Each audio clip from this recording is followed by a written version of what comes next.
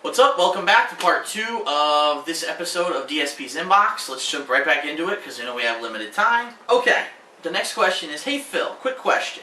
During your Dead Rising K0 playthrough, you mentioned that you didn't like the first one due to controls and boss battles. And you said that K0 has the same problems, but you went ahead and played Dead Rising 2 anyway. Do you ever feel that because you're becoming more and more popular, you feel obligated to play games that you might not necessarily like, or you know you won't like, just because you're known to play the latest games? Anywho, love the vids, thanks for your time, and that's from Muchachi. Good question, Muchachi. The answer is, actually, yes, I am influenced to play games that are popular, especially this fourth quarter when most of the popular games from the year come out. What I like to do is play them, and even if I know I might not like them, give them a chance. Because, let's face it, over time things change, and if you give games a chance, they might improve. Now, with the case of Dead Rising K0 and 2 and 1, I really did not like Dead Rising 1. And I'll be honest with everyone, I didn't buy it when it first came out. I bought it a little bit later on, after a lot of people had already played it and said it was a good game. And I hated the control scheme, I really did. And I thought it was a lot frustrating. I thought the controls were a little bit easier to maneuver. The game would have been a lot more fun, but because the controls were frustrating, I really didn't like it. Plus, there was the open mission structure where you really weren't sure what the hell you were supposed to be doing most of the time. And in addition to that, the boss battles, like I said, why are these bosses taking hundreds and hundreds of bullets and they're still fine? And the thing that really got me, again, as I've mentioned, I don't usually buy strategy guides, so for that game I didn't buy the strategy guide, and so I wasn't really enjoying it, because I didn't know, am I doing the right things, am I missing fun side missions? It was really confusing. And so when Dead Rising K0 came out, I wanted to give it a chance, but it seemed like, yeah, it was a lot of the same problems. The controls were slightly improved, but the boss battles were still frustrating as fuck, and you really didn't know all the side missions. So then, when I actually bought Dead Rising 2, I said, you know what, this might be the type of game where I need to buy the strategy guide, because there's so much going on. If I don't get it, I'm going to miss half the stuff. So I'll be honest with everyone, I did buy the strategy guide, and then as you saw, up to part 20, it was a miserable disaster. I started playing the game, enjoying it, and then when I started to do some of the things that the strategy guide told me you should be able to do by that point, it was fucking impossible. Like getting that tiger to come with you, it was just, the game was bugged. The tiger wouldn't grab the stakes, and it was just really frustrating. And it really was starting to turn me off to the game. But then all of a sudden, when John Rambo came over and we played it with co-op, I thought the game was amazing.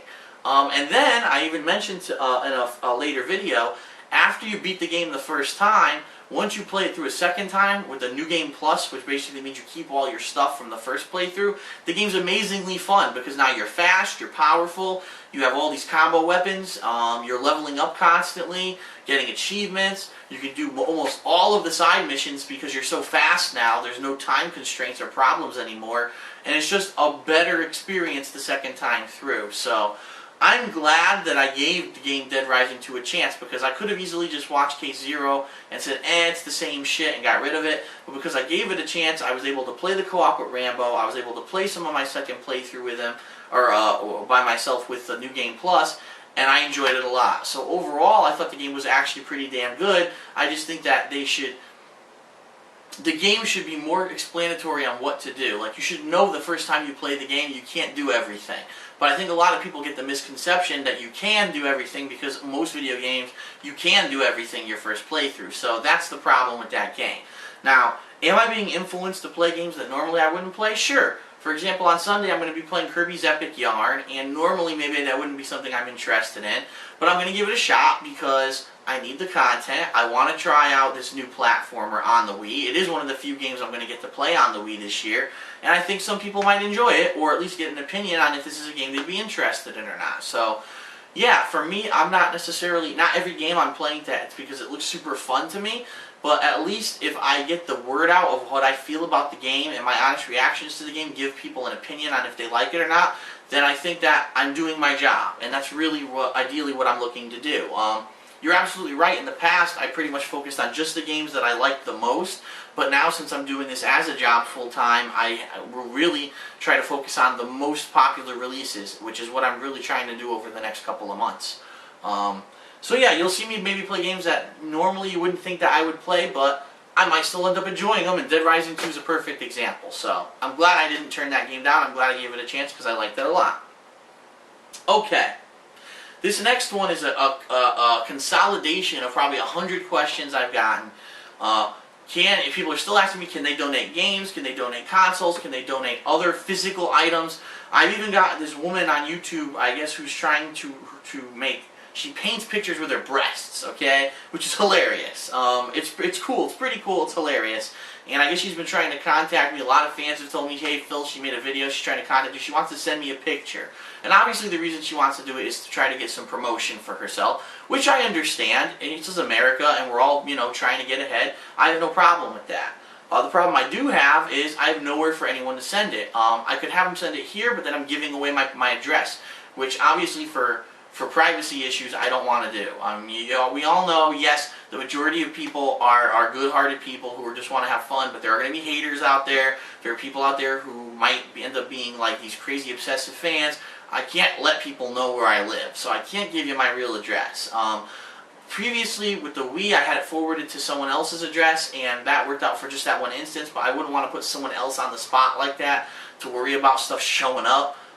So what I'm going to end up doing eventually is I am going to get a P.O. box, but I need to look into how to do that. I know I could do it over at the post office, or there might be some other places like mailboxes, etc., where I might be able to do it, but I'm not 100% sure of the process.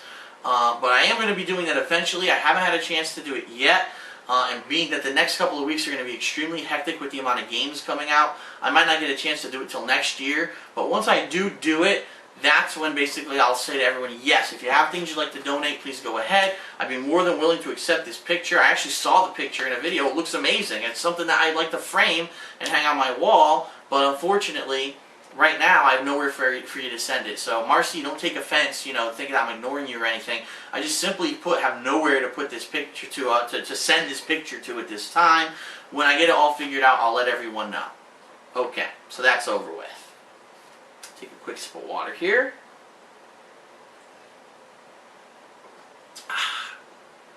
Dear DSP, do you ever get headaches, migraines, or other health problems from playing games or using computers for long periods? What is your rule or routine for taking breaks if you have one? Also, how much did you have to use a computer at your last place of work? Cheers. And this guy actually said, could you please keep my name anonymous? So I will. Great question. Especially for someone like me who I end up playing for extended periods of time to record my playthroughs.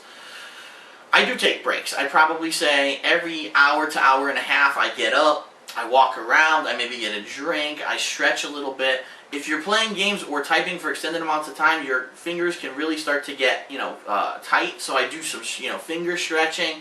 At work, I did have a stress ball that I used. It's not really a stress ball, but one of those squishy balls where you can use it to work your hands and get your hands moving and get the circulation going through again to get the muscles moving so there's no tenseness in your fingers. It's really important to do those things because if you don't, you can end up getting all kinds of problems. Like you can get arthritis, you can get carpal tunnel, you can hurt your eyes by staring at the screen for too long and not looking away. Me personally, because of my back injury, if I stay put for too long, I actually hurt my back, and actually the pain will come up all the way into my shoulders and into my neck as well. It'll be tense for days. So even though sometimes I really get into gameplay, I have to pause and take a break. And it is important for everyone. I'd probably say anywhere from 45 minutes to an hour and a half, around that time period, you have to take a break. Don't play for like 3 hours, 4 hours straight without moving. You'll just kill yourself, and you're going to need breaks in between. It's important. It's good for your health. Okay, a couple more questions, and then we're on to the Twitter questions. This guy basically, I didn't write, Matt Wolford gave me a really good 2 paragraphs, but I'm going to summarize it for time's sake. He basically says, Phil, I know you used to do the Hateful Truth videos. We all liked them, but like you've said, recently you're more involved in doing the game playthroughs, and therefore you don't have time to do these longer videos that take editing. Can you do one of 2 things? He basically says he wants to know when I finish a game, what is my actual take on the game. Whether or not I do a full Hateful Truth video, he still wants to hear my rating for the game. So here's what I think I'm going to do. He made a very good suggestion. He says, and why don't you do that on the King of Hate HD so you have some more videos for your partner channel? Well, I think what I'm going to do during this busy gaming season is once a week, I'm going to sit down, maybe it'll be Sunday or Monday, but I'm going to sit down and I'm going to do like kind of a weekend review where I'm going to talk about the games I've played and what my overall ratings are for those games based off of that 1 week. So for example, on Monday this week, I might sit down and I'll do a review of the Alan Wake DLC, Sonic 4, Medal of Honor, the campaign, and online if I've gotten a chance to play the online by then. Anything else I play in between, and Kirby's Epic Yarn if I've played enough into it to get a review. If not, I might push that to the next week. But I think every Monday I'll sit down and I'll say, listen, this is the last day of the gaming week this week. The new releases are coming out tomorrow. Here's my ratings on all the games for the past week. And I'll do that as a video on the King of Hate HD. So really on Mondays there should be 2 videos on the King of Hate HD. You'll see my weekend review and my weekend preview. So you'll know what I did the past week and what my ratings are, and then what I felt, what I'm going to be doing for the next week coming up. If you think that's a good idea, let me know on this video. I think that's a great idea, and it's a good way for me to not have to do a full Hateful Truth on all those. Hell, maybe I'll just call the segment in that video where I talk about my ratings the Hateful Truth. I could do that, so we'll see what happens. Okay, this one's from Lord Angus 1992, and his question is, you haven't reached 30 yet, but you're certainly a lot older than other gamers. A lot of other gamers. Fair enough. He says, perhaps you can be like a grandfather telling Vietnam stories to grandkids. I don't know about that. I don't know if I could really talk about Charlie too much. Except that you're talking about gaming in the early 90s to slightly younger gamers. What kind of hype was there for classic games such as Doom and Final Fantasy VII? Well, actually I mean 6, I guess because he knows that I liked 6 more than 7. Was there a big shitstorm over 3D gaming when the PS1 came out back in 1994? I know a lot of gamers who were alive at the time but didn't have the mental capacity to remember such events.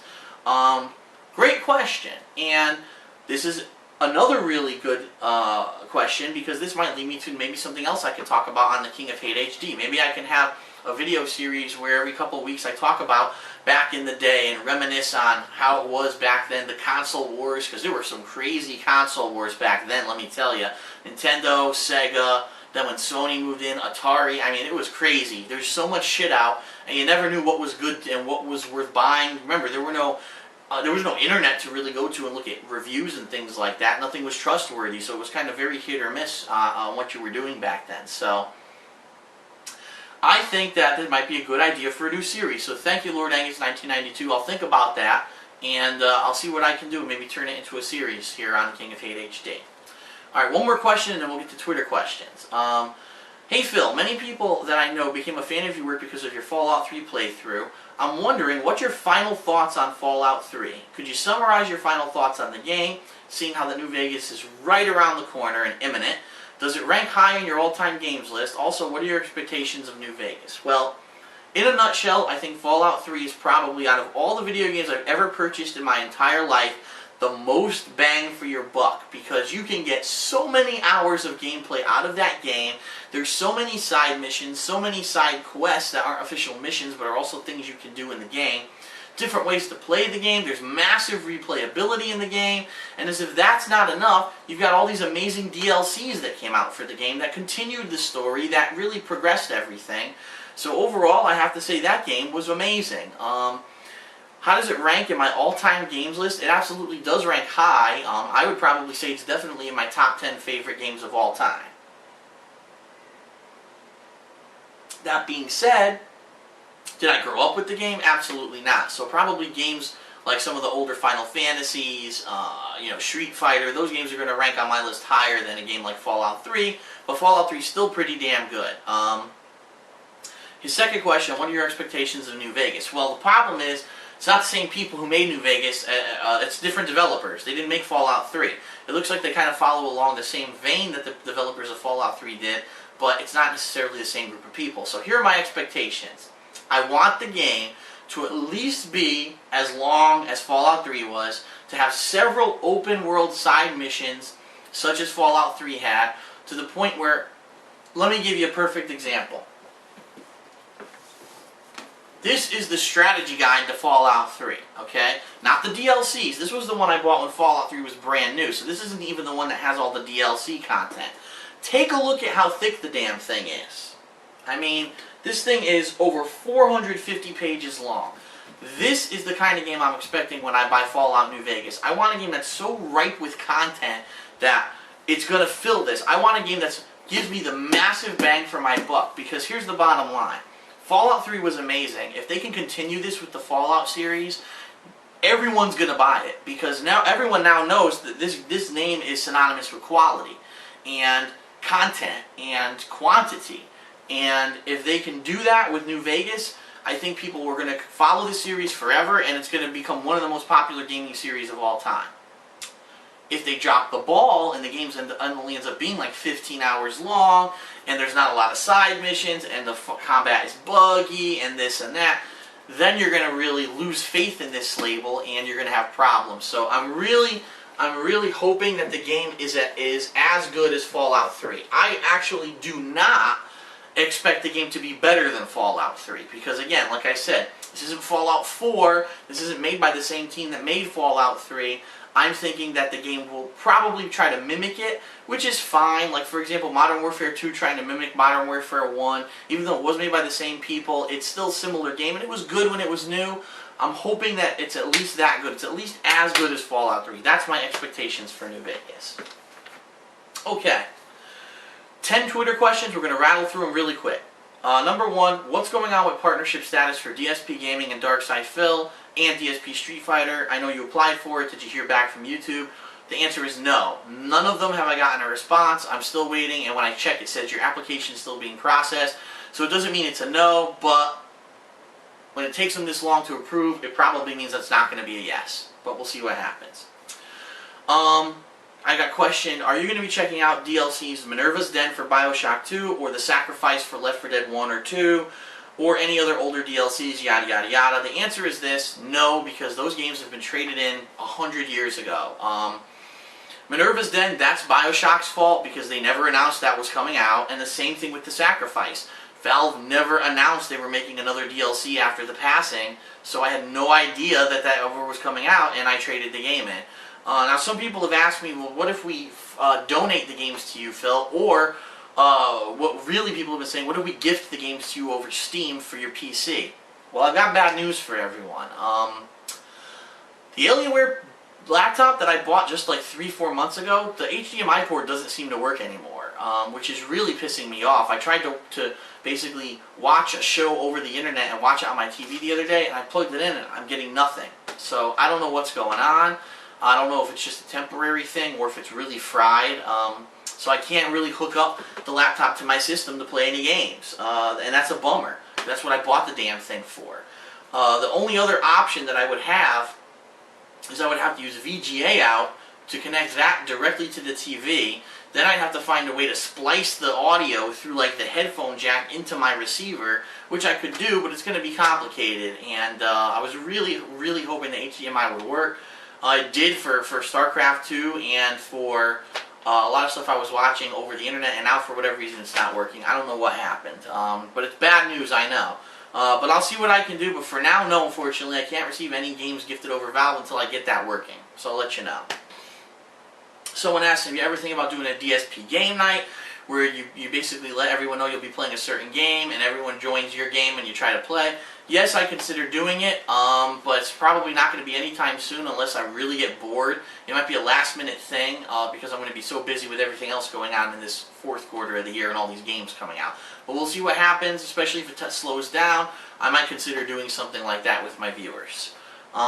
This is a funny question, but I'm going to answer it very quickly. When Ric Flair retired from the WWE, he was supposed to officially retire full-time, but then he ended up going to TNA Wrestling. What are your feelings on that? My feelings are this. Ric Flair is an amazing wrestler. He's entertained us for like so freaking long. I have to respect the guy, but he just doesn't know when to hang it up. And WWE pretty much said, Flair, listen, we love you, we respect you, but you're getting old, you're getting to become a liability in the ring. We're afraid you're going to wrestle and hurt yourself seriously, and we think you should retire. And basically Flair said, okay, I'll retire. He retired. Then he completely went back on his word, went to a different wrestling federation and started wrestling again. So, in my opinion, I respect Flair for who he is, what he's done in the industry, but he needs to hang up his boots before he kills himself in the ring. That's my opinion. Next question. How is everything going with the participation? Or, I've noticed some of my fans have now termed the term CRAP, C-R-A-P. Comment, rate, and participate is basically what it stands for. It's going well overall. I am noticing that from here and there, it slows down usually when I only put one video on my partner channel a day. It significantly slows down. But if I put 2 or more videos on the partner channel a day, I seem to be doing really well. So what I'm going to have to look to do is space it out so I have enough videos during the week for the partner channel that I'm at least putting 1 a day, and then I have some days where I can do 2, so it makes up for the ones where I've only done 1. But overall, you guys have been amazing. You're viewing them, you're doing everything, and it's working out so far. Again, I'll let you know if anything changes. I'm really wondering what's going to happen now with this, if it's going to work out to be a full-time job. The problem is, unfortunately, the way that the partner program works, I won't know for like 2 months, which sucks. I know, it's amazing, but I won't know for 2 months whether or not this is working or not. But I will keep everyone in the loop, and I'll let you know, and I'm going to focus on it for now. Okay. I had a couple questions about the New York Comic Convention that I attended last weekend. Basically, people want to know overall what did I think of it. I thought it was a fun event. Unfortunately, for me, there's 2 things that really held me back from having too much fun. Number 1 is my back, because as you know, I have a back injury, and after about an hour to an hour and a half of standing and walking around, it really started to hurt. And the problem is there were so many people there was really nowhere to even sit to relax. It was like being packed in a can of sardines. There were so many people on Saturday. So unfortunately, for something like that, I think I would need to, if I were to do it again, plan out a way to have somewhere to sit for my back. And then also money, because right now, being that I have no job, or that YouTube is my job, and it's uncertain whether or not it's going to work out, I spent almost no money when I was there. And there was a lot of stuff there that I wanted. Some cool collector's figures. There was a statue that I loved of Sabretooth, and there were a couple other things that really I would have loved to pick up, because that's really the idea of going to the comic convention. You see stuff, but you also buy stuff. But I didn't want to spend any money because I was afraid, so I didn't spend any money. And I get the feeling that if I were to go back next year and things were much better, and you know this is working out, and I know that I have money I can spend, I think I'd have a much better experience. But we'll see. Overall, it's a fun thing. Just be sure if you go on a Saturday, understand how packed it's going to be, because we didn't expect that, and it was freaking packed. Someone asked me, can they send me a Microsoft point card so that I can try out a specific game? Actually, this person wants me to try out the new game Comic Jumper. You can't send me anything, like I said, physically, but if anyone wants to donate things like Microsoft points or Weeb points, send me the codes through a private message. Or, you know, I wouldn't say don't send it to the DSP inbox email address, because that'll get lost in the shuffle. But if you send it through me through a private message on any of my channels, eventually I'll see it, and then I can do it that way. So if anyone wants to donate that kind of stuff, send me the codes through private message. And incidentally, if I get to I might get to Comic Jumper. It depends on how long it takes me to beat Medal of Honor, and if I get to try the online, and if not, maybe I'll play Comic Jumper. So we'll see. 3 more quick questions. We're done. Next question is, did the DLCs for Alan Wake affect my score of 7.5 in my last Hateful Truth? The answer is not really. Even though the DLCs do add to the game, I don't feel that they really added enough that it's going to improve the score. The good news about the DLCs is they do give you a definitive ending. You're not kind of up in the air wondering what's going on, but it also doesn't give you like a happy ending. It's more of a cliffhanger ending, and so I get the feeling they did it on purpose because they might want to continue that into a sequel for Alan Wake. But I think I'm going to stick with my 7.5 score. I think it's a fair score for the game. It would have been a lot better if the gameplay wasn't as repetitive, but it was, so it is what it is. 2 more. The next question, are you still selling your joysticks? The answer is yes. In fact, I met with Howard today to talk about it. We've got several sticks which we're going to be modifying. We're going to upgrade the parts, upgrade the artwork on them, and then I'm going to basically put them up for auction. What we're thinking of doing is myself, John Rambo, and Howard are each going to do our own custom stick. Like, we'll design it ourselves. We'll find art that we like. We'll buy the parts that we like, and we'll each do our own. And we'll offer them up for auction, and if you like, we can autograph them. If not, if you're actually going to use them for gameplay, maybe you don't want us to autograph them, that's completely up to you. And then also, there's some other sticks that we're looking to modify that might be dual mod, meaning they might work with both the PlayStation 3 and the Xbox 360. We figure those might go for a good sum because a lot of people are looking for that. So, we're working on it. Our estimated goal for having these sticks completed and ready for sale is probably early December. So we're going to be talking about it over the next month and a half and hopefully making it come together, and we'll go from there. I'll keep you guys in the loop. The last question, and then we're done. What is the most iconic food of Connecticut? The answer to that question is seafood. Everything here is seafood. Any of the specialty restaurants, it's all seafood. Shrimp, scallops, lobster, all that kind of stuff can be found in Connecticut. Seafood is our big thing. A lot of people come here for the seafood. Connecticut and Maine. Maine mainly for the lobsters, Connecticut for shrimp and scallops and that kind of clams. Whole belly clams are a specialty of Connecticut. So if you ever pass through here, find a nice seafood restaurant on the beach. Whole belly clams, they're delicious. So that's it for another DSP Inbox. I know I've answered a bajillion questions. I hope that it was very informative. I'll see you guys later. Please remember to keep participating, commenting, rating, and hopefully I can do this for my full-time job. Thanks a lot, guys.